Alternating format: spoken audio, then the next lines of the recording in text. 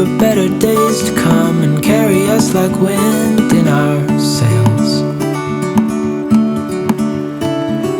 Hold on tight, I can smell the shore, it's right in front of us if we just hold on tight.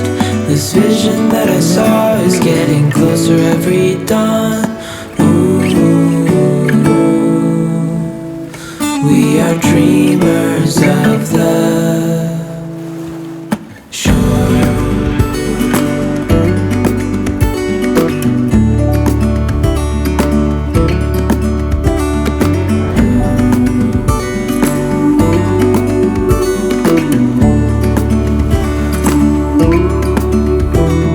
7 years now on this boat, and we all know where we belong. Just wait. For our home to show on the horizon, soon we'll be there.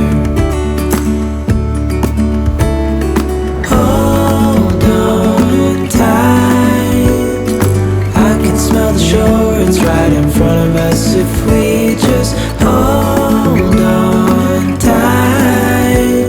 This vision that I saw is getting closer every dawn. We are dreamers of the shore when we can't read the sky. We just sail with the wind that we've got, and when we're drowning in doubt. Hi everyone, and you're all very welcome to episode number 18 of the Fraoch Knits podcast. My name is Anya, and I am coming to you from the west of Ireland, where I live with my son and our 2 cats. In the middle of the countryside, very near to the coast and to a lovely mountain called Crowpatrick. So you're all so welcome here. I just want to say a big huge welcome to all of the people who have recently subscribed, because there were a huge number of new subscribers from my last video, which I was really thrilled about. You're all very welcome here. I hope you enjoy this podcast as much as you did the last one. And thank you so much to all the returning viewers as well. And a huge thank you to the support that I received on Ko-fi. I just set up a Ko-fi account there the last time, and I got a lovely response from people. Thank you so much for all those who contributed. For those of you who are new here, the name Fraoch, which is in the name of the podcast, is an Irish word meaning heather. So this is the Heather podcast, because I live on the side of a mountain. And when the heather comes out, it's really inspiring and it's absolutely beautiful. So, and I also love the sound of the name, the sound of the word Fraoch. I have a huge love for the Irish language and Irish culture in general, and especially the myths and the legends, the folklore, that I think is only really beginning to be truly relearned and re-understood by us now. So I had left the culture section, so the format of my podcast is pretty much the same as most other knitting podcasts, in that I look at my works in progress, my knitting, my works in progress, my finished objects, any acquisitions that I have, and so it's pretty similar to most of the knitting podcasts, but I usually include a section on Irish culture and Irish folklore and traditions in the second half, which I left out last month because I was under pressure, and there were a lot of people who were disappointed by that.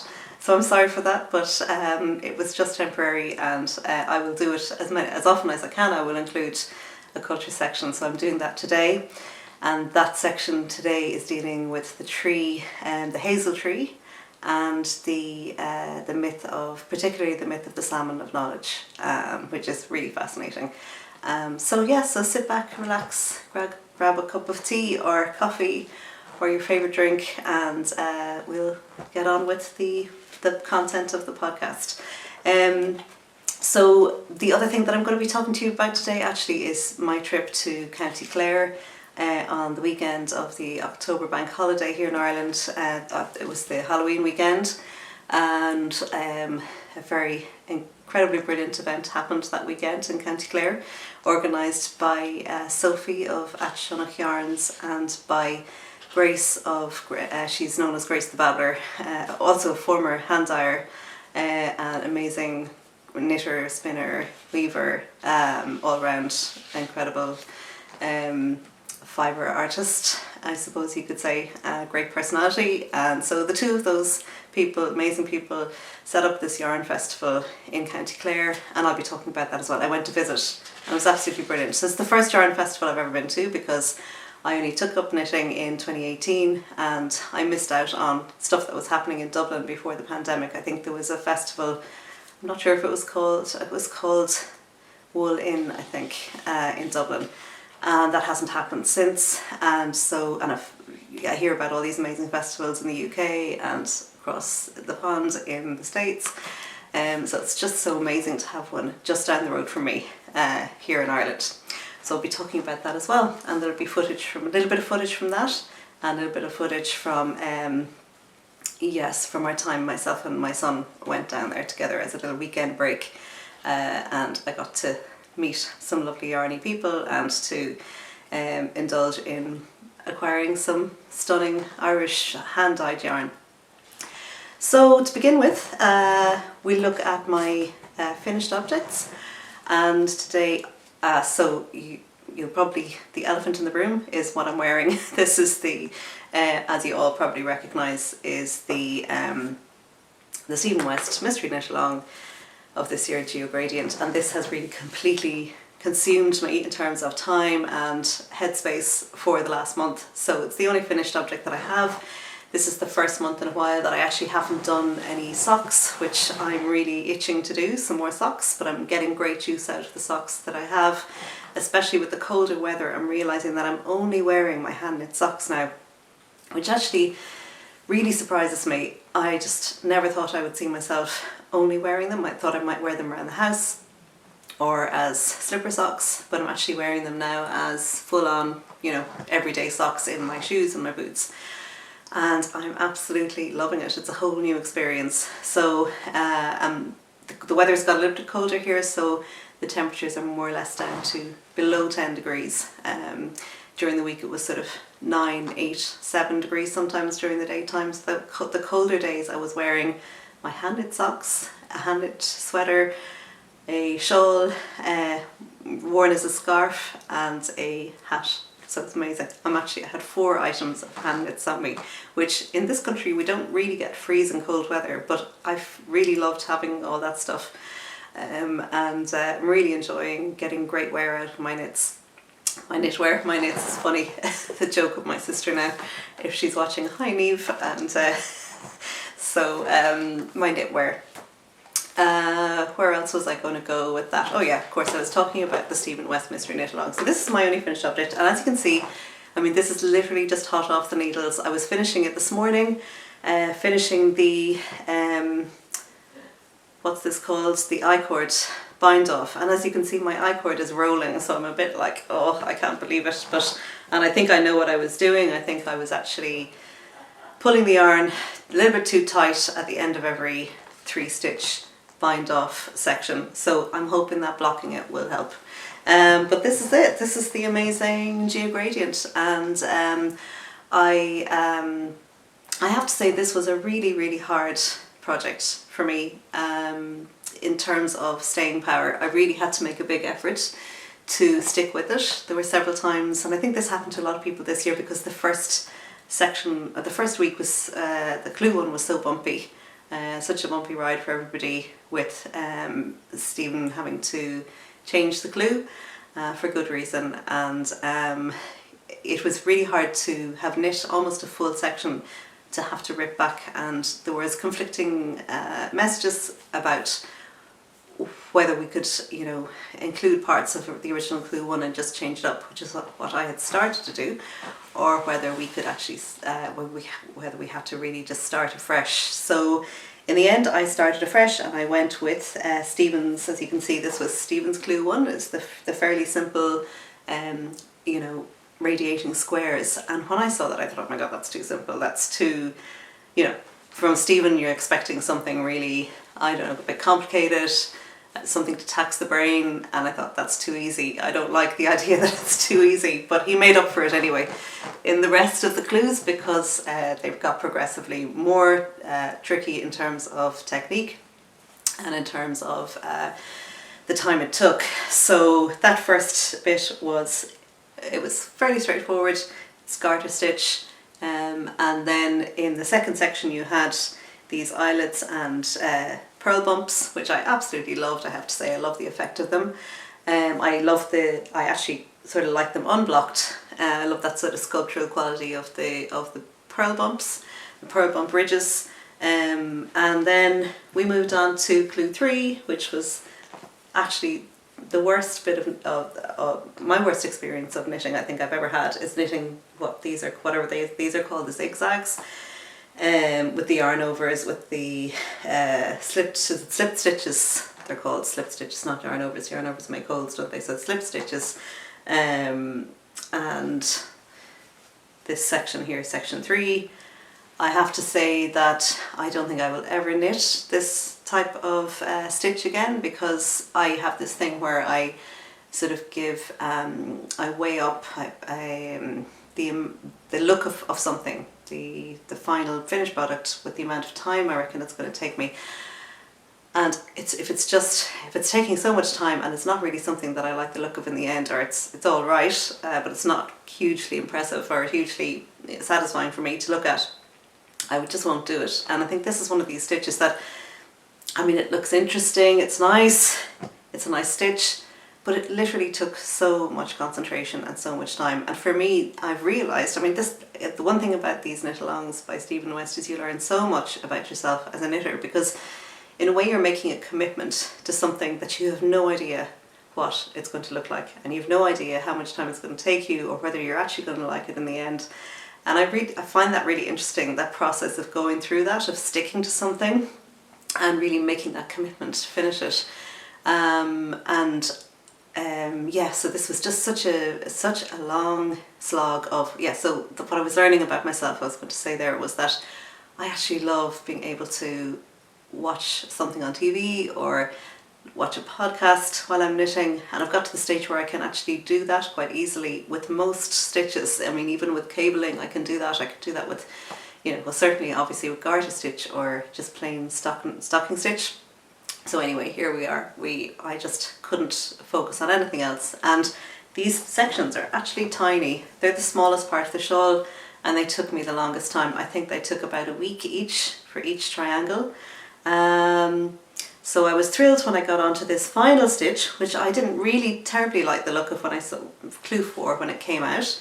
So this is called the dip stitches, I think these are called. As you can see, my edge is rolling in, but these dip stitches, I think they turned out really, really nicely, and they turned out to be something I could knit while I was watching TV. So they're easy after a while, and they're not as time consuming. So this whole section, which is about maybe 4 inches of knitting, and all of the length of the shawl, so 500 and odd stitches, and every row you were doing the dip stitches, you were knitting over 1,000 stitches. This took me less time to do than each of the side panels, the clue 3 slip stitch panels. So yeah, there you go. Such an interesting process. I'm thrilled and relieved that it's off the needles. I really want to block it now. I'm a terrible one for not blocking, but I think because of the weather in this part of the country, it rains an awful lot here. Very difficult to get a dry day for drying anything outdoors particularly. I mean, and then you're left with it inside, and with a shawl you need a lot of space, and we have a new kitty, a new cat, who's taking up a whole room while we keep the other cat in the other part of the house, so there isn't a major fight. Mind you, they're settling, they're getting used to each other, so it's not so bad. But yes, so having a shawl spread out, drying in this house now is not that easy, but I'm just going to see if I can do it. I'll use my bedroom and keep the cats away from it. But that is the westknits MKAL for this year. As you can see, I have millions of ends to weave in because I didn't do the weave and steven technique for the whole thing. I mean, I did it for part of it, Oh yeah, the other thing that I should tell you about, I should take it off actually and just show you what it looks like. So this is the finished product, and you can see that it's really, really big. It's really long, but quite a shallow shawl, but I think it'll be a deeper shawl when I finish blocking it. That's the central panel there, which I love the look of now. I didn't put on tassels because I don't like the look of them. I mean, they're really 70s. I mean, this is looking very, very retro and 70s as it is.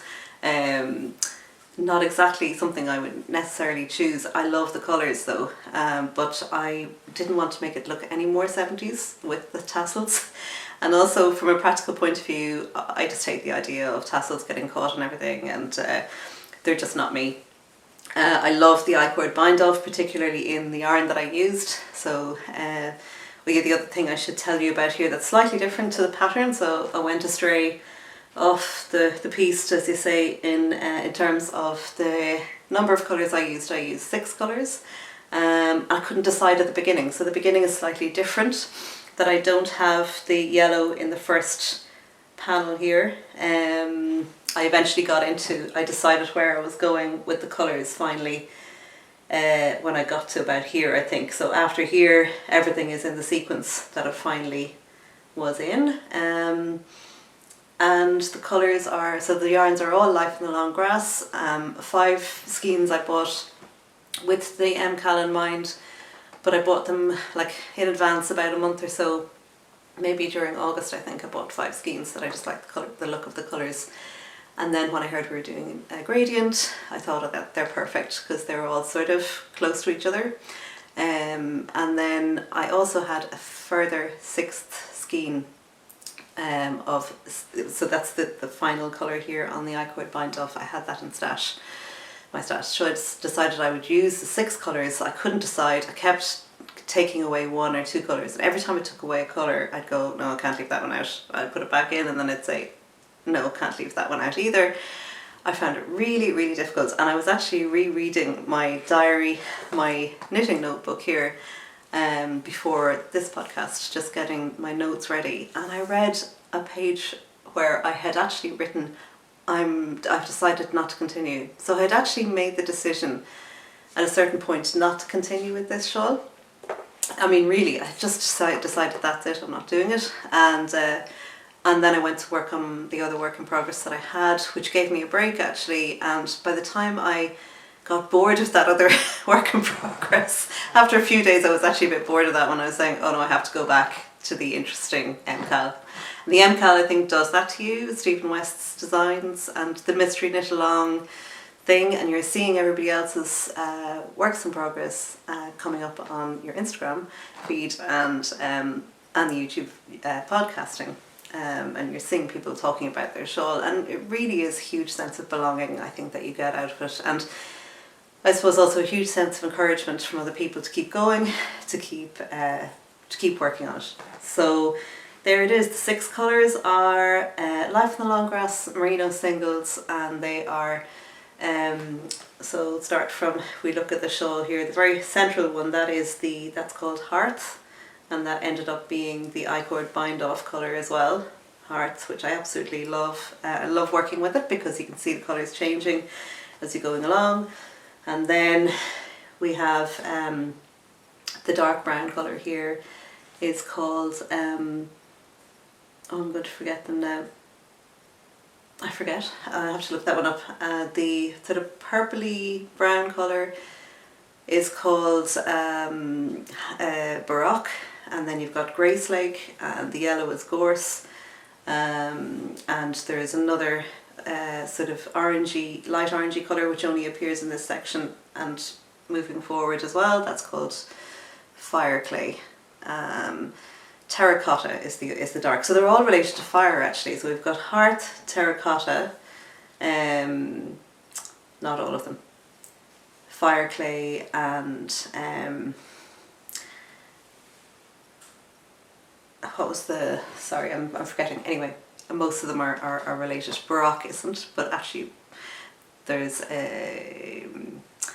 are connotations with the style, the Baroque style of flames and flamboyance, I think you might call it. So I thought that was a sort of a link back to flames again.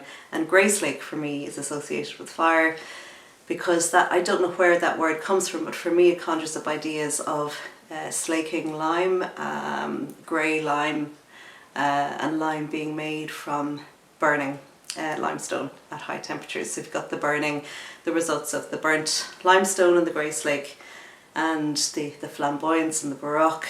The Gorse also has associations with fire. If any of you have seen my previous podcasts, you'll see I did a section on the gorse tree and the gorse plant. And it's often burnt. Gorse is often burnt to control it, try and keep it under control, and it can spontaneously catch fire because when it gets very dry. But it's impossible to destroy it, because fire, when it's burnt, the seeds pop and they spread on the ground very close to the bush, so it's almost indestructible with fire. But I suppose all of the names of these beautiful colours can be associated with fire in some way or the other. This was something that was in my head certainly when I was working through the shawl. So it's my fiery autumn Westknits MKAL Geogradient shawl that I am really proud of in the end, and I can't wait to finish weaving in the ends and blocking to produce a really nice result finally. And as I like to wear most shawls, I'll probably be wearing it like this, like a scarf. And I love what happens when you do this is you get everything in the one. You can see everything happening. Hi again everyone. I was just cut off there, so I was showing you how I was finished talking about this shawl. Actually, I think I went on long enough about it, and apologies for the light in this episode. I know it's been going up and down. We've had sunshine outside, and cloudy weather, so scudding clouds in front of the sun, and the light levels keep going up and down. It's getting harder and harder to film at this time of the year, but I think, we just have to go with what we've got. So anyway, this is how I like to wear it, as more like a shawl than a scarf, more like a scarf than a shawl. And you can see all of the clues all at the same time, so you can see all these beautiful stitch patterns coming together, and I have to say I do love it. And I found the same thing happened with me last year. I found last year's MKAL, the twists and turns, much easier, to be honest, even though the first clue was tough. But after that it was plain sailing for me, and I actually loved the design of it. Even though I didn't like the design of the first clue last year with the braids. But having said that, it's funny how these things work out. I actually wear it an awful lot. So what I was going to say is that I would never have chosen either of these patterns to buy had I not, if I had seen them before I started knitting them. So this is another amazing thing about the MKAL, is that it really pushes you sort of outside your comfort zone. It makes you realise what what things look like when you wear them, as opposed to what things look like on the front cover of a pattern. And I know Stephen West very often advertises his shawls with the twists and turns. He's done this. He's advertising his shawl, holding it out, showing that central panel, which I'm sure he's very proud of, that design. I don't particularly like the central panel though, or at least I don't like it all in, sort of being the centre of attention. So he shows it like that, whereas I think the shawl looks so much better when it's on you. And I know some of his previous shawls he advertises or he promotes using a picture of himself wearing the shawl or somebody wearing the shawl, which is actually probably much, I think it's much more reflective of what you actually get in the end, and what, we don't go around holding the shawl up, we have it around our shoulders. And I'm just going to show you last year's one, so I'm going to hold it up first.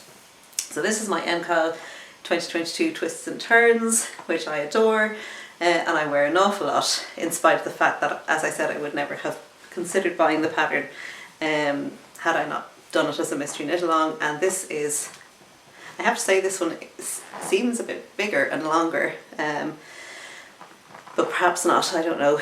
But that is the Twists and Turns. Oh yeah, so there's a bit in this, actually. I usually wear it so that you see less of the the braids and more of my gorgeous, my favourite part of the shawl. These two are my favourite parts. The cables here along the edge I adore, and I also love this, the bat wing effect, and I love the what I chose to do in the green. This is another cable section along the edge there. So those cables, and I was expecting cables because it was called Twists and Turns, and I thought there'd be more cables. So when we got onto the cables, I was thrilled. Cable sections and these beautiful sections here. So this was also made literally with leftovers from my stash, not even full skeins, and I mixed and matched skeins, and I did buy one new skein, which was the pink from Life in the Long Grass, but this is Pearl Soho Linen Quill. This is a leftover Life in the Long Grass hillside from a sweater I knit last year, and this one, this pink, I started out with. I didn't have enough of the pink. It was in my stash, leftover from not Hedgehog Fibres, but another independent yarn dyer from Cork, I think, who I don't think is dying any longer, but I got it in Vibes and Scribes in Cork. But there wasn't enough of that pink, so I had to buy a new skein from Life in the Long Grass, which is slightly different. So this shawl is, one of the lovely things about it was actually being able to make a full shawl from yarn that wouldn't have been used otherwise, or it was pretty much left over.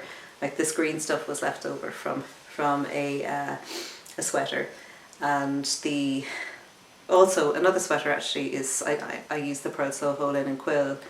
I can't remember the name of the colour for that, but that was from another sweater that I knit. So that is that, and that is MKAL land pretty much dealt with. So yeah, I would definitely do it next year. I'm looking forward to it, even though October is a crazy month for me work-wise. Hence, I'm only podcasting almost 6 weeks after my last episode, because things have really been busy, and I've started doing, apart from my work, I've started doing some study, which is like continuing professional development, CPD, for my work, but that's taking up even more time, and unfortunately I can't knit and read that stuff at the same time because it's takes too much brain power. So there you go. That's really taken up more time than usual in October. And having said that, though, I do realise how important my knitting is to me, because I've had less time to do it, but I really relish it when I get to the evening, where a point where I can't concentrate on anything else, I can sit down at my knitting. So, and I can really chill out and relax, and there's such satisfaction in that, such satisfaction in producing a work of art. Essentially, these are works of art, Stephen West's shawls, and to be doing it along with thousands of other people all around the world and part of that community is just brilliant.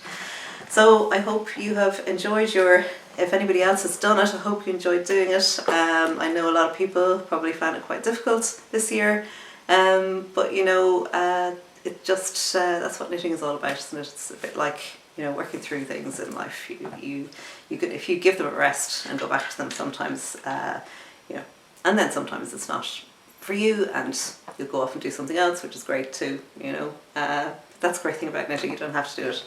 It's not like work.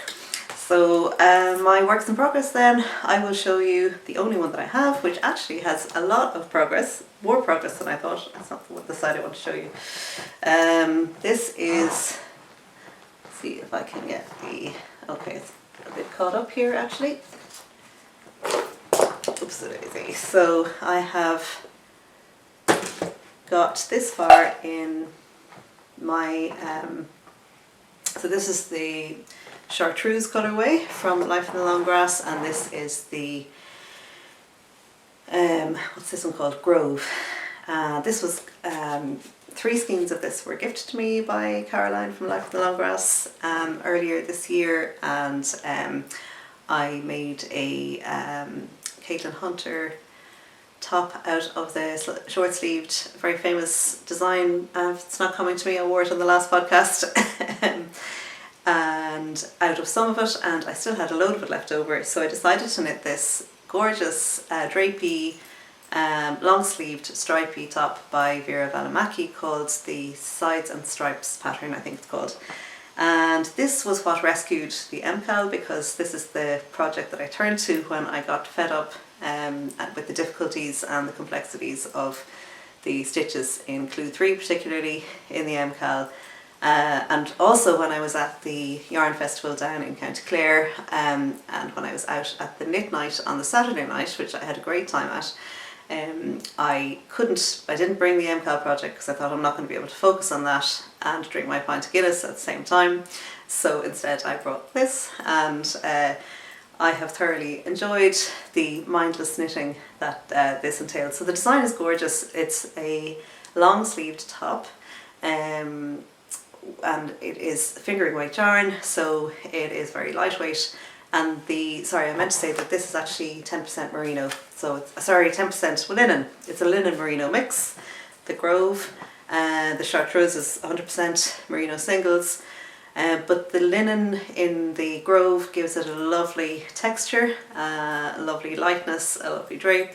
But the design features on this are lovely. You have what's it called? The neck of this is unusual because it's not a ribbed neck, it's in garter stitch. So it's a garter stitch neckline.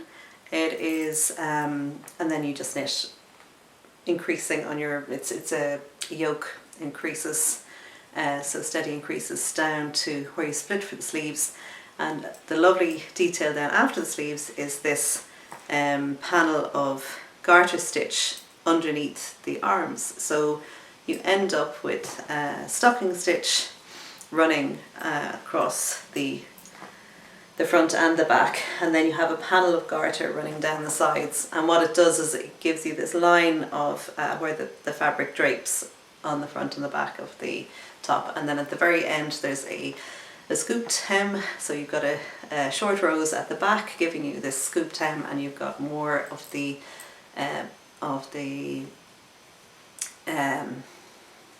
what are these called again? God, my brain isn't working today. Anyway, you've got more of the same that you have at the collar, at the hem. Garter stitch is the word. God Almighty, where are my words going? I must be tired. So this is the beautiful effect of the Grove colourway and the chartreuse together. I really like them together. So I'm thoroughly enjoying this knit. It's really straightforward and easy. I've abandoned it again since I got back into finishing the MKAL. So I've pretty much been monogamously knitting on the Geogradient in order to finish it, and I'll pick this up now with great gusto, I think, now that I've finished the Geogradient and after I've woven in ends on the shawl. So that's my other piece of knitting for this month. So I'm proud of those two and delighted with how they're both going. So I'm just going to double check with my notes, but I think the next thing I was going to talk about is, my glasses are on the floor here. The next thing I wanted to talk to you about, was the festival and my acquisitions from the festival. That's right. So this yarn festival was very special because it was, as I was saying at the beginning of the introduction, it's the first yarn festival in Ireland since before the pandemic, and probably since about 2018 or 2019 or something, and I'd never been to one. And I thought I might get to one in the UK during the summer when we were on holidays there, but it wasn't feasible. The logistics didn't work out. So it was so exciting and so lovely to be at one, and it was in County Clare in a little village called Doolin, which is where you get the ferry to, one of the places that you can get the ferry to the Aran Islands. So it's a really beautiful part of the country, very near the cliffs of Moher. It's also right beside the Burren, which is the most spectacular karst limestone landscape, which is really out of this world. Ireland is a tiny country, but it has all of these very different types of landscape, within a couple of hours drive from each other. I think we don't realise, I didn't realise until I went abroad how tiny the place is. When you grow up here, it's your whole world. But having said that, even though it's very small and everything's very close together, because the roads are so bad and so tiny, it takes ages to get from A to B. So from where I live to Doolin in County Clare is a 2 3/4 hour drive, for, I don't know what the kilometres are, but it's really not that far away. And we have a motorway as well. We have a new motorway that runs down the west of the country, connecting places like Galway and Limerick and ultimately Cork. But the west half of the country, so anything west of that motorway, is like a maze of old roads. And I have to say, County Clare is absolutely, it's a stunning county. But these roads, I find it a really confusing county to drive through because I never really know where I am, and it's almost like you're entering into this portal into another world. It is a magical place, Clare. Like, it really, for me, it is one of the counties in Ireland that retains a huge sense of mystery to it, and a huge sense of magic when you're driving through it and when you're walking through it. There are prehistoric monuments everywhere, and not just prehistoric, and I'm hoping to show you this. Actually, I just remembered now, I took photographs on my way back of several different sites of architectural and historic interest, so the place is littered with, you know, a whole range of different age and stages of architectural history in the county, you know, from your megalithic tombs up to your sort of medieval, you know, what they call fortified houses, which was a sort of a transition stage between tower houses, which we call, what otherwise be known as castles. So you go from your tower house to your fortified house to your 18th century country house to your you know, your thatched cottage, and so you have a range of all of this just on the side of the road. Oh, the other thing was a monastery with a round tower. So just on the, like, another few yards on, you find a round tower. You find, you know, an early Christian monastic site.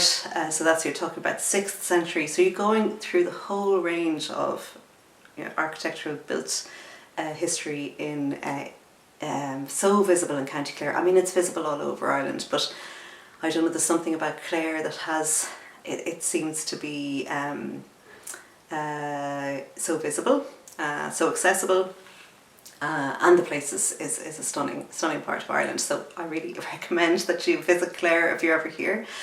It's sort of one of the maybe lesser visited counties. I know the Cliffs of Moher is very, very well visited, and maybe too many people go there. But if you come inland from the coast, there's a whole other world there, you know, that you really can spend days exploring. So anyway, you'll see some footage at the end of the podcast showing you a walk that we did in the Burren, on part of the Burren Way, up a hill called Mullaghmore, and it was absolutely brilliant, really, really gorgeous. But anyway, so the Yarn Festival was happening in this gorgeous little village called Doolin, and I decided it was too far to drive down, my 2 3/4 hours drive down and back in the same day, as well as try and, you know, attend the festival, maybe meet people there that I might know or know of from Instagram or from, you know, social media and from podcasting. And I was right to make the decision to stay overnight. So we booked into a lovely self-catering place and we stayed overnight, and I went to the Yarn knit night in McDermott's pub, fabulous pub. That was the other fantastic thing. What was happening at the same time was traditional Irish music in the pub, and at one end, and there was a big rugby match happening. Don't ask me, some huge final international rugby match between South Africa and New Zealand.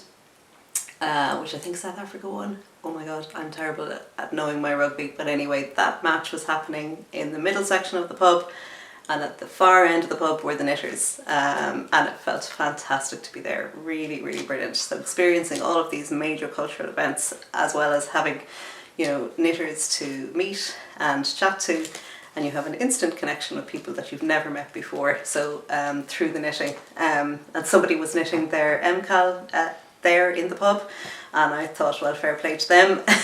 They've got more brain power than I do, but I was happy to be able to relax with my pint of Guinness and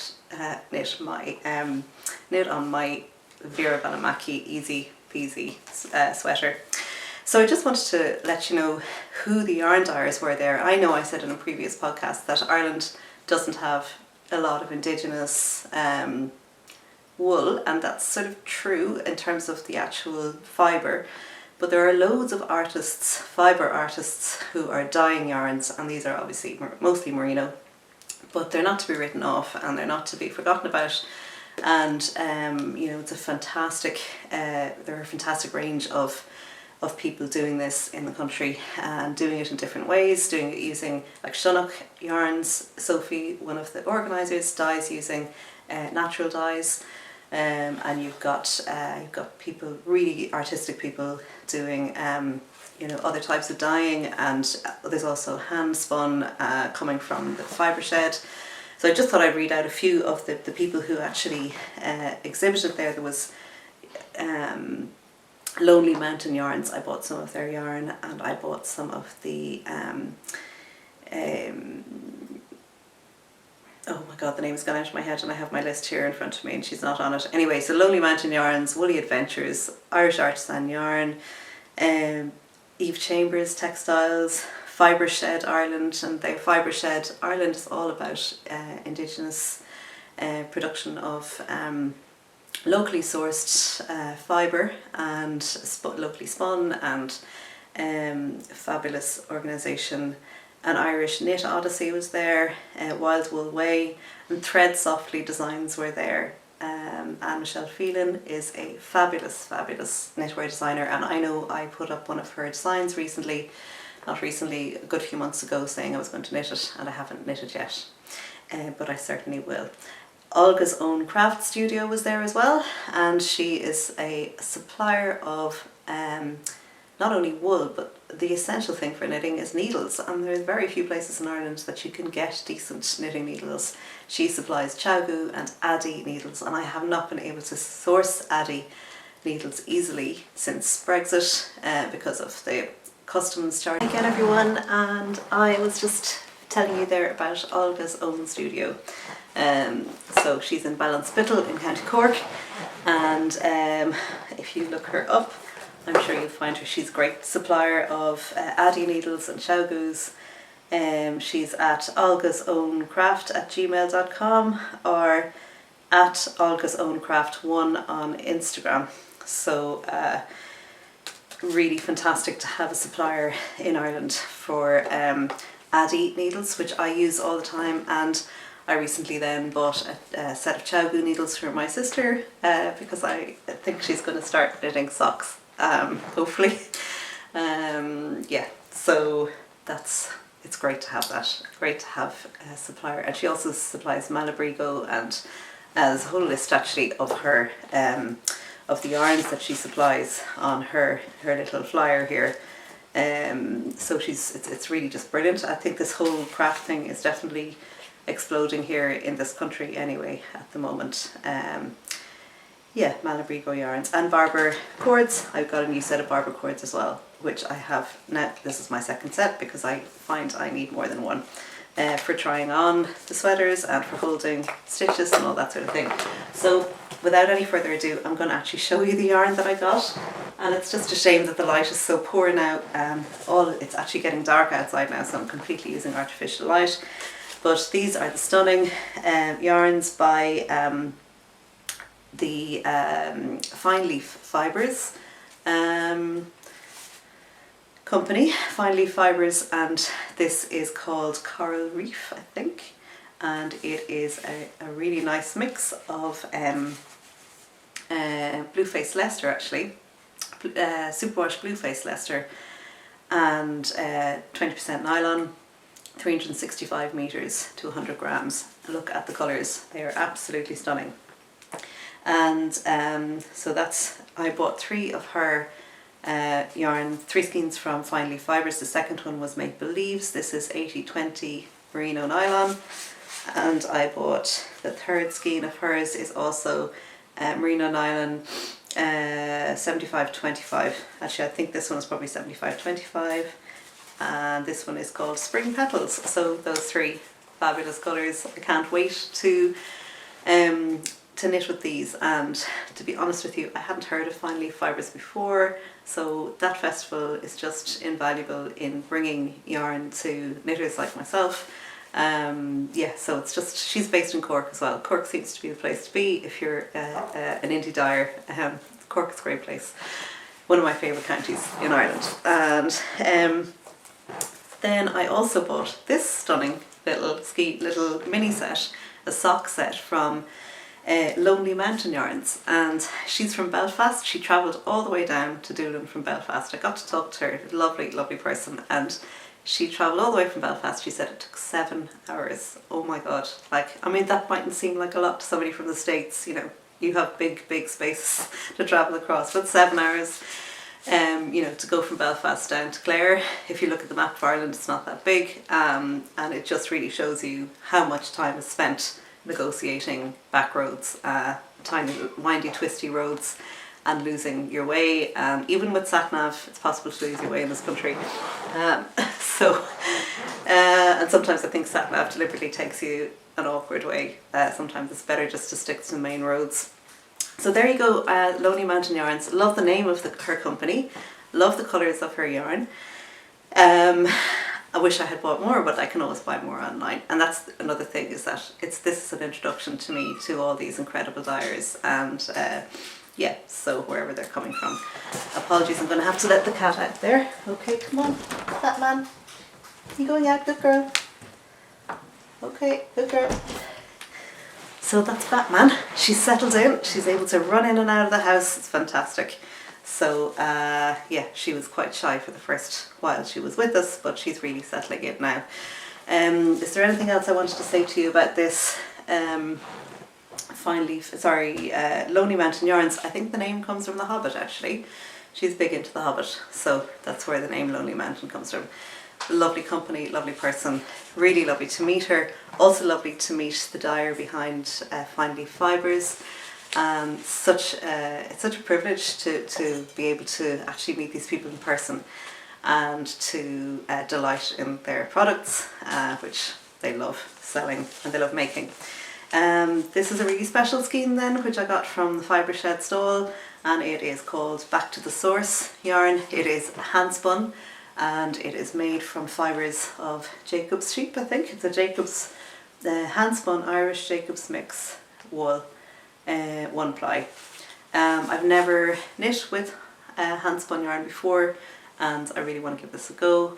I have no idea what I'll make with it, but it's a really precious skein, and I really just wanted to also support the Fibre Shed and local dyers. So Back to the Source is the name of this particular dyer, or this particular spinner and yarn producer. So yeah, that's my amazing collection of yarns from my trip to County Clare, to the first ever Let's Knit Festival, and I am hoping, I actually saw a podcast by Grace O'Neill, Babbler, yesterday, and she said that they're planning next year's one, and they're looking for feedback from people who went on how they felt about the festival. And I think everybody's agreed that it needs a slightly bigger venue, but I personally wouldn't like to see it moving out of Clare, because I think it's a beautiful location, and I just love being able to, you know, not just go to the festival, but to experience the local traditions, the music, the landscape, walking, pubs, the crack, you know, a fantastic place to visit. As I've said already, I'm not working for Board Fáilte, or Fáilte Ireland as it's now called, I think, which is our national tourist board. But anyway, oh, Gatto is coming in to say hi. Hello Gatto, how are you doing? And one final acquisition that I want to show you is a Hedgehog Fibres skein, which I picked up on an offer they had recently of a discount for a potluck. Yeah, discount for getting 3 skeins that you haven't seen, the mystery sort of potluck thing. So this is one of them, yeah, I was really pleased with them. One of them I gave away, and one of them I actually have. I'm not showing it to you because it's not on its skein anymore. It's sort of hard to see the look of it, but it's they're all beautiful. They're all really, really good. You okay, got it? So there are my acquisitions. So it's been a fantastic, that was back on the bank holiday weekend, which is 2 weeks ago now actually, that yarn festival was. And I have such great memories of it. I had such a lovely time. I'm really grateful to everybody who was involved in setting it up, and I really hope that they can make a go of it next year again, and that they can make the make it a regular thing, and to have it on a reasonably small scale, not too big, but maybe closer to more amenities, more places to stay, closer to public transport, but keep it in a rural part of Ireland, and to support the local economy, and also to support just to support rural Ireland really, which is really important, and give people a chance to see the place. It's fantastic. So that is that. That's the end of my yarny section, and so thank you very much for watching. If you're not interested in the Irish cultural section, this is the time to turn off the video, but thank you so much for watching anyhow so far.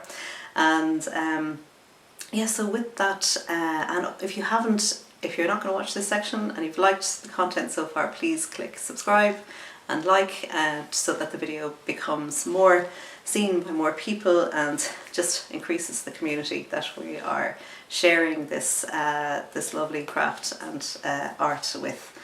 So so now I'm going to be talking to you about the hazel tree. I usually have a branch of the tree to show you, but unfortunately I did pick some hazel in Clare in the Burren when I was there, but it died on the way home. I was hoping to podcast sooner than this, and I didn't get around to it.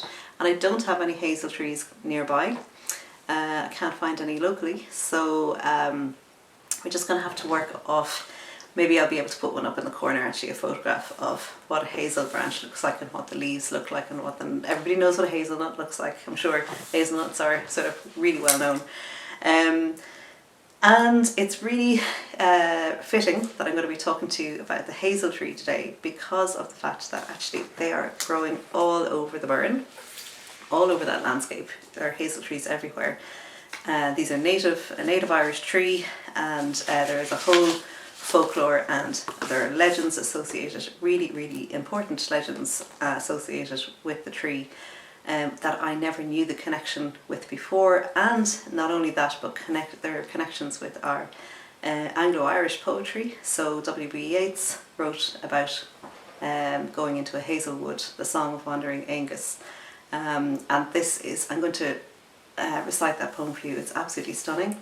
It's a poem that we all learned at school, in secondary school. Most of us would have learned some W.B. Yeats, and that certainly was one I think was on the curriculum for most people when I was growing up anyway. So the connection with the hazel is it was associated with poets and poetry. It was also associated with kingship. It always also is associated with water. It grows near water. Always water is connected in some way. So most of the information that I'm going to be sharing with you, as usual, comes from Neil McCutchear's amazing book, Ireland's Trees, Myths, Legends and Folklore. And in addition to that, I have another book to recommend to you if you're interested in Irish myths and legends, and that is this one here. It's called Wolfmen and Waterhounds, The Myths, Monsters and Magic of Ireland, by a man called MKAL McGann. And if you haven't heard of MKAL McGann before, I highly recommend you follow him on Instagram and look him up, because he's doing wonders for the Irish language. He's an absolutely incredible person, and this book it looks like it's designed for children, and in one way it's easy for children to access the information in this, but for me, the way the information is presented here is so simple and so clear, and there are questions that have been answered for me about our own myths and legends, some basic background information that have been answered by this book, and I absolutely love it. It's just, I really highly recommend it, and I will be featuring some of the information from this book in future podcasts. So that's where we're getting our info from on the hazel tree today. So it is the 9th consonant of the Ogham alphabet. So you know that this ancient Ogham alphabet, each of the letters was based on a tree, or sometimes not directly on the tree's name, but might have been related to a season in which that tree grew. So a more oblique way, a more oblique connection. So each of the letters of this ancient Irish alphabet was based on a tree in some way or other, and it just shows you how important trees were. They were absolutely everything to the people of this country in ancient times. And So it is with its nourishing nuts and its habit of growing near water, is a symbol of fertility, wisdom, kingship, poetic inspiration and mystical knowledge. So the poetic inspiration and the mystical knowledge come through in one of our most famous myths in Ireland, which is called the Salmon of Knowledge, and I'll be talking to you about that. And this Salmon of Knowledge myth exists not just in Ireland, but in Norse mythology, in Scottish, in Welsh. It's a myth that is part of many different European places, and but there are differences in those stories, and that's what's fascinating about to learn about these similarities and yet differences, but the basic core of the stories are exactly the same. It really binds us, I think, in a way all together, that our myths, certainly in Europe, have similar background, similar basis. So the Salmon of Knowledge, we'll talk about that in a few moments, but just to look first of all at folk beliefs that surround the hazel tree. So hazel is noted for its powers of protection against evil, and when travelling at night, a hazel stick was regarded as good protection against evil spirits. It is blessed, the hazel is blessed, and no wicked thing can stay when touched by it, was what was believed. And it was believed that a piece of hazel tied to a horse prevented the fairies from abducting the horse. And a story in the Laura Gawala Erin, or the Book of Invasions, describes how the Philistines killed demons fashioned by the Tuatha Dé Danann by thrusting skewers of hazel and rowan wood behind their necks. So hazel features in all of these places. It could also be used for magic, and English medieval charms. One English medieval charm says that to make yourself invisible, you should carry a hazel rod with a green hazel twig inside it. So that's fascinating. Hazel is noted for growing beside water, and hazel twigs are often used by diviners or dowsers to seek out water or hidden veins of metal. And perhaps the link with water explains why in Wales a cup of hazel twigs was worn for good luck by sailors.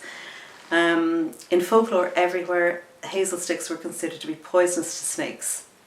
When the Irish emigrated to America or Australia, this is something I didn't know before reading this book, and maybe some of you have heard of this before. So when Irish emigrated to Australia or America, they often brought a bundle of hazel rods with them to kill any snakes that they might encounter.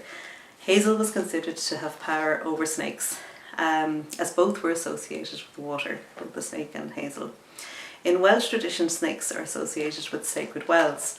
In Pembrokeshire, a legend speaks of a well whose treasure was guarded by a serpent. In other countries, snakes had similar powers to the Salmon of Knowledge, what we'll be talking about.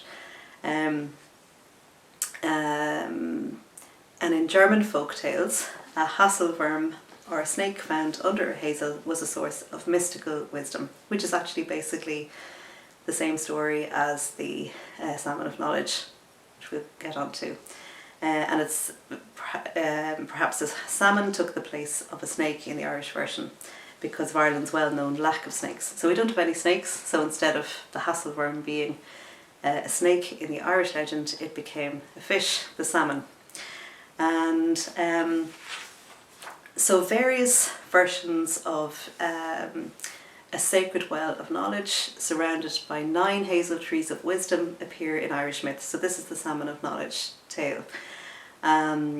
This sacred well of knowledge is found either under the sea in the other world or at the source of the main rivers of Ireland. So the main rivers being the Shannon, the Boyne, the Erne. I think certainly the Shannon and the Boyne are associated with the Salmon of Knowledge.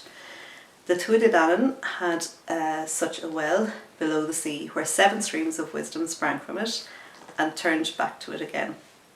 Elsewhere it's called Cúnla's Well in Tír Fáthun, the land under the wave, and is the source of the Shannon and the 7 chief rivers of Ireland.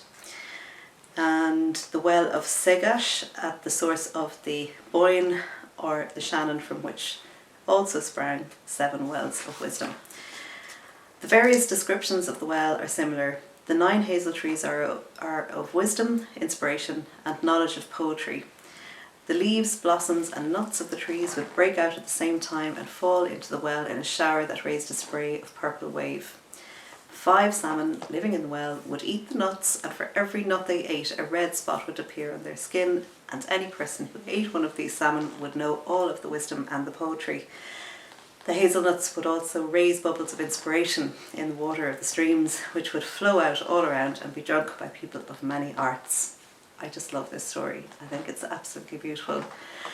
A well of knowledge surrounded by hazel trees seems to be at the centre of Gaelic myth and legend. And it echoes Mimir as well in Norse mythology, which also dispensed wisdom to all who drank from it.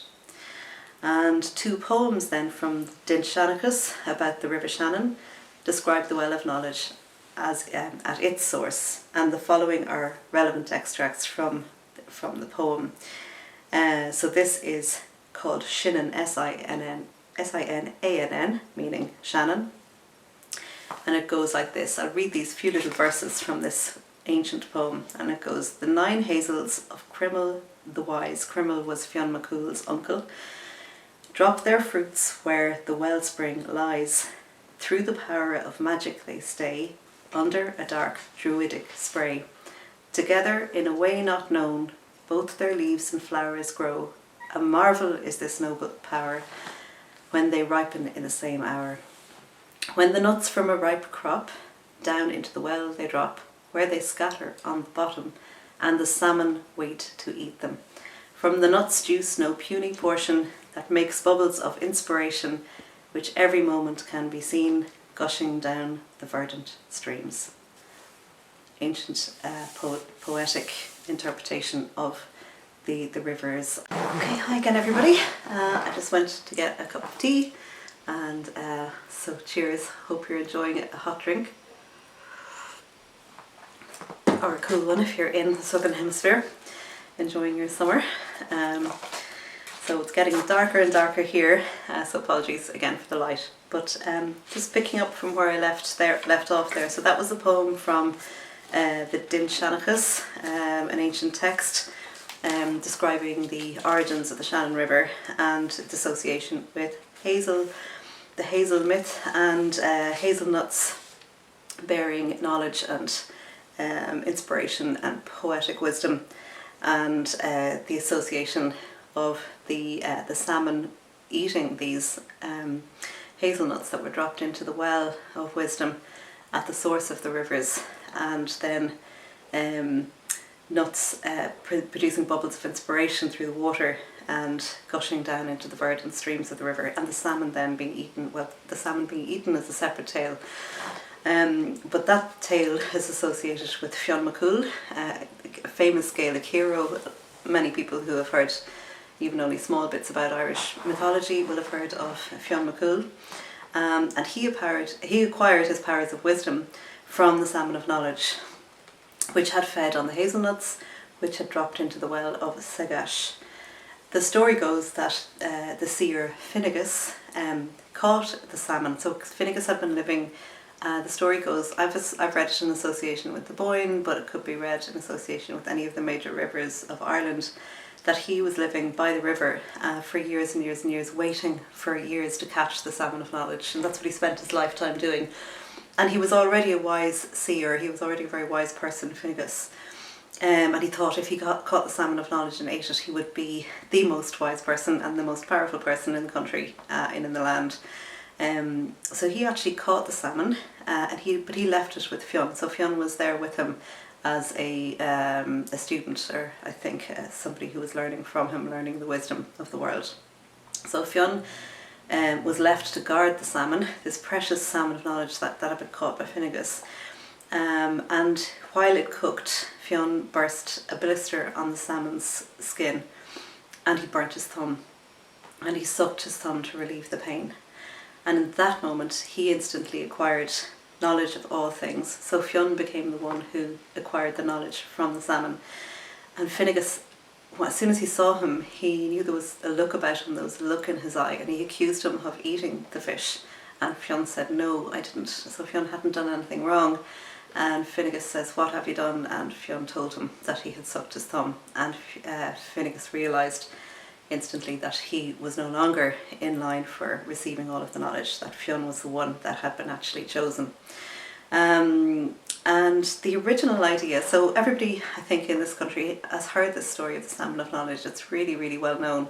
What I didn't know before this is that the salmon in other mythological stories throughout Europe is usually a serpent or a snake. And it's unique here that it's a salmon because we didn't have any snakes, and salmon are just a really well-known fish in this country. They're prized for their beauty and beautiful to eat as well. But the original idea behind the story as well, apart from the fact that so I didn't know the details of the hazel tree being associated with the story, and the hazelnuts being eaten by the salmon. That escaped my understanding as well. I didn't realise that was a thing, and it was the nuts that the salmon ate that gave the salmon the wisdom that Fionn then acquired through sucking his thumb.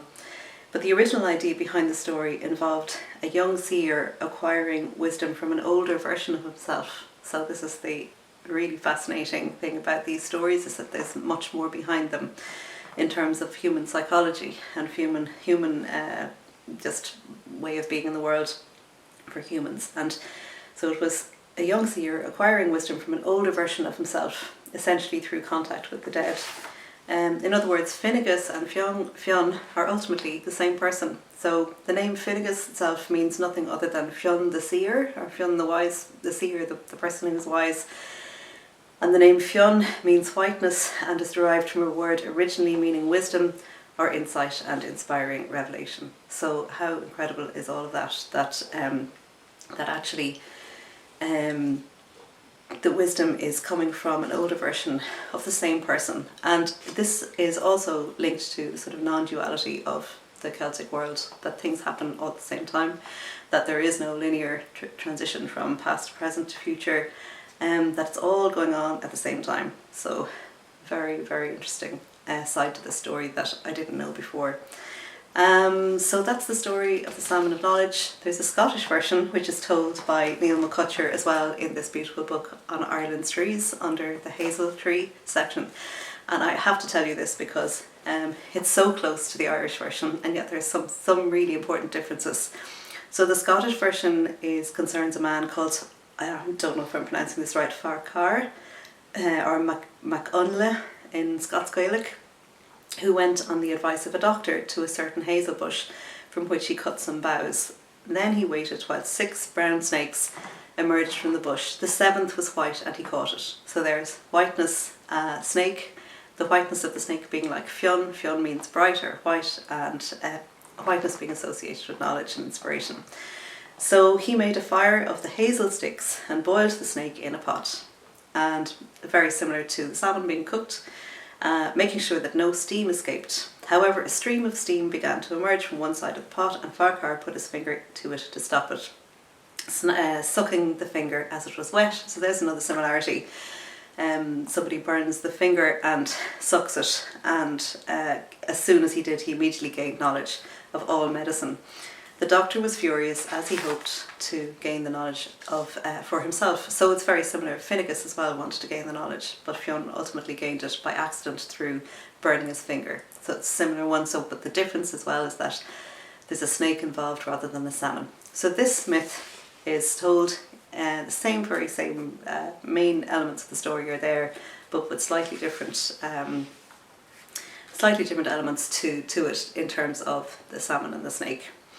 And the hazel is also associated with poetic inspiration, and with Angus, who I am going to now read to you a poem by W.B. Yeats, William Butler Yeats, and it is called The Song of Wandering Angus. So Angus was a god of poetry, as far as I can remember, and it's the story of him searching for a lost love, who I don't think he ever finds. But certainly he's associated with wisdom and poetry.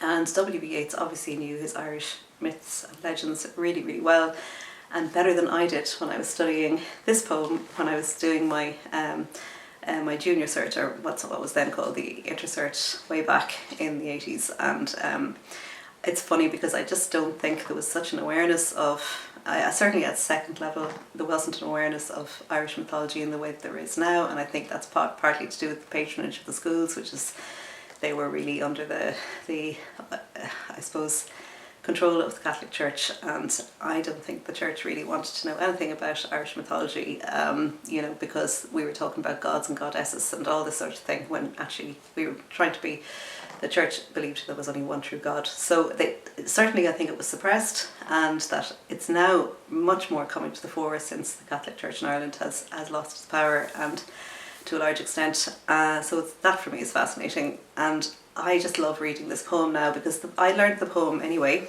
this poem by W.B. Yeats, because I love the sound of it and I loved the imagery of it, but it now has an even deeper meaning because I now understand where the imagery is coming from and where the words are coming from.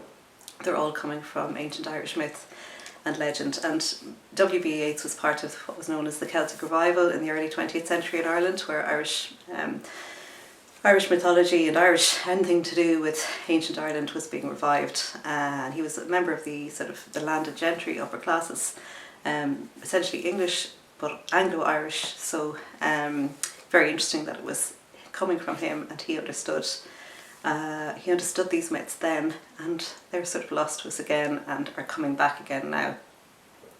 Sorry if that's a bit of a ramble, but it's just fascinating for me to reread this poem now, and I want to reread it for you. I want to read it for you so that you can hear, first of all, the beauty of Yeats's poetry, which is renowned worldwide. I'm sure everybody has heard of him. And secondly, to hear the connection with Hazel and the salmon and knowledge. And the story of Angus, actually, the story of the god of poetry. So, the Song of Wandering Angus. I went out to the hazel wood because a fire was in my head, and plucked and peeled a hazel wand and hooked a berry to a thread, and when white moths were on the wing and moth-like stars were flickering out, I dropped the berry in a stream and caught a little silver trout. And then I laid it on the floor, and when I laid it on the floor I went to blow the fire aflame, but something rustled on the floor and someone called me by my name. It had become a glimmering girl with apple blossoms in her hair, who called me by her name and ran and faded through the brightening air. Though I am old with wandering through hollow lands and hilly lands, I will find out where she has gone, and kiss her lips and take her hands, and walk among long dappled grass, and pluck till time and times are done the silver apples of the moon, the golden apples of the sun. And that is the most beautiful poem by Yeats, and you can see connections with hazelwood being the inspiration for the poet, and that story really is associated less with the Salmon of Knowledge, more actually with Angus in pursuit of this lost love. It's a stunning rendition of the poet looking to ancient myth for inspiration and producing something absolutely stunning. So, actually Angus, I have written a few notes on who he was here. He was one of the Tuatha Dé Danann, and he was the son of Dagda, who was the chief of the Tuatha Dé Danann, and I am going to tell you who they were. I keep mentioning Tuatha Dé Danann, and in this book, The Wolfmen and Waterhounds, there is a really clear explanation of who they are, and it's actually essential to understand who they are. They are the people of the goddess Danu, also known by the early name Tuatha Dé, which means Tuatha is a tribe and Dé is of the gods. They were a supernatural race who were said to have lived in Ireland before the arrival of humans. And the first human settlers vanished them to the other world, where they lived as the Aes, She, or fairy folk. Occasionally they returned to Earth and can be glimpsed at significant sites, some of which are listed in the following pages of this book. Tuatha Dé often appear as kings, queens, druids, bards, warriors, heroes, healers and craftsmen with supernatural powers, and some were considered gods while others were considered humans. And Dagda then was the principal deity of the Tuatha Dé Danann. So again, to just go over it again, Tuatha is a tribe and Dé is of the gods, and Danann is the genitive of Danu, so it's of the goddess Danu. So that's I keep saying Tuatha Dé Danann and realising that I'm not even sure who they are, but they were the ancient gods of Ireland, and they were Angus then was the son of the chief of those gods, and he was the Irish god of love primarily, and associated with youth, love, summer and poetic inspiration. So lovely to really finally understand the Song of Wandering Angus. He was said to have lived at Newgrange, which is by the River Boyne, and his myth is he had a dream that he had fallen in love with a young girl that he knew only in his dreams, and though his parents assisted him in his quest to find the dream maiden, their efforts were in vain. So that's the Song of Wandering Angus there. It's finding this elusive beauty of a girl that has disappeared. So that is and of course the connections there for us today are hazelwood and poetic inspiration and the fire and the fish, all connected in the same story. And I think that is all there is to say about the hazel and the lovely story of the Salmon of Knowledge and the story of Angus of the Tuatha Dé Danann. And I highly recommend that if you want to read further, there is the Wolfmen and Waterhounds book and Ireland's Trees book to indulge further in broadening your knowledge of ancient Irish myths and legend. I just want to thank you again for being here with me today. It was absolutely brilliant. It's been brilliant to be back again and diving into ancient Irish mythology again, and to be talking about my knitting and the fabulous yarn festival in Clare, in the beautiful part of the country that festival took place in. And I hope that you are all enjoying whatever you're knitting at the moment. I actually don't know what I'm going to knit next because I was so caught up with the MKAL that I really haven't been thinking about future plans for knitting. But I will be back again with you before Christmas. It's now the 12th of November and I will certainly be back by mid-December. And at that stage I will be opening up my yarn advent, which I am so looking forward to, which has actually arrived in my house. So thank you so much, Stavacia, my lovely friend from the Netherlands, and I really am so looking forward to opening up those packages, and I really enjoyed putting the packages together for you and for my friend.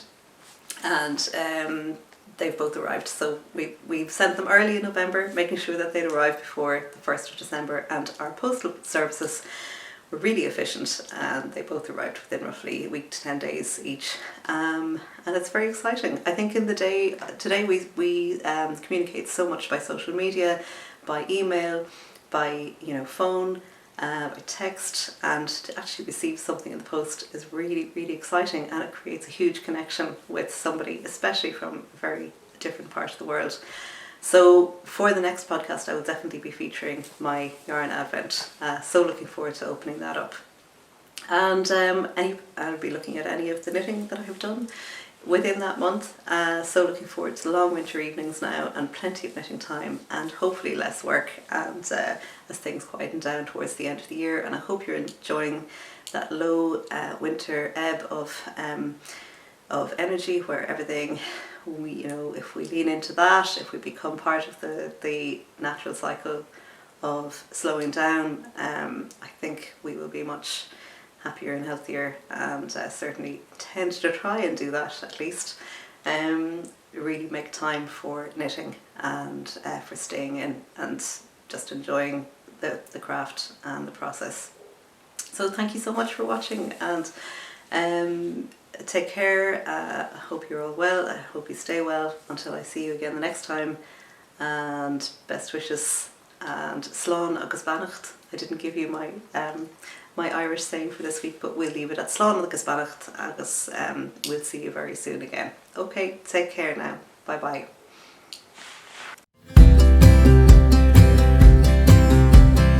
I would be up waiting for you if you had to leave. I would wait a lifetime if you were at sea. I just wanna say that I feel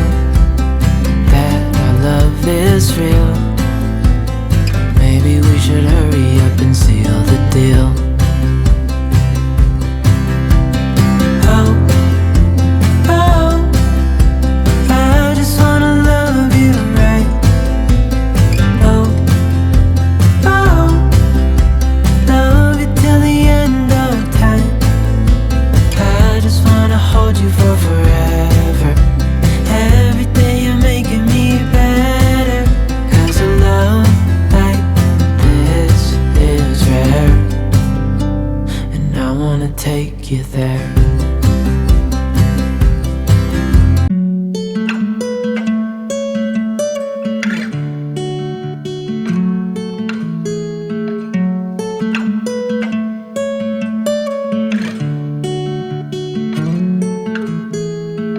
Don't be a stranger in the night. Take a chance for some romance. Don't cover your eyes. Willow trees know you better than anyone else. It's time you let your guard down for someone like me. I'd say I'm settled and pretty calm. I don't storm in the storm. If not me, then someone like me that knows what to do and how to take care of you. But most of all, that deserves you.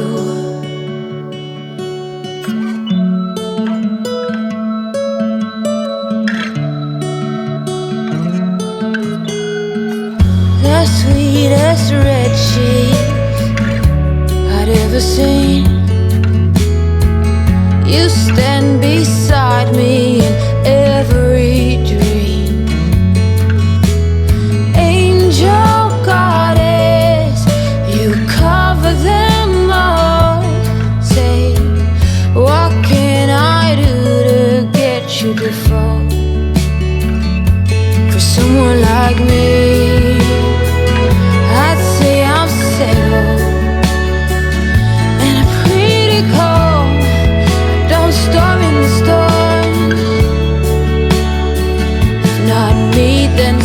Like me that knows what to do and how to take care of you. But most of all, that deserves you. It's most of all that deserves you. It's crucial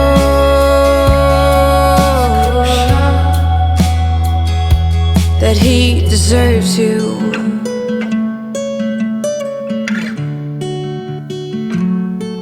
He deserves you.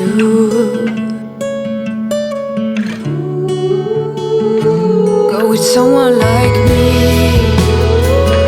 I'd say I'm settled and pretty calm. I don't storm in the storm, no. Not me, then someone like me that knows what to do and how to take care of. Most of all, that deserves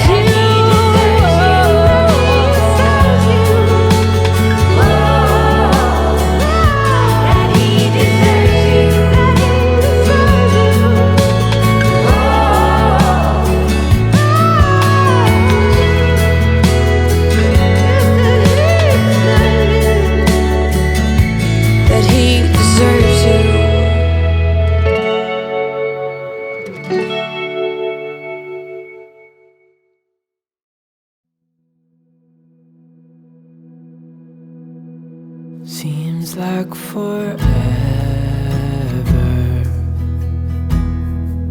since we've been together. Oh God, I miss you bad, and I read your letters and look at your pictures. Oh God, I miss you so bad.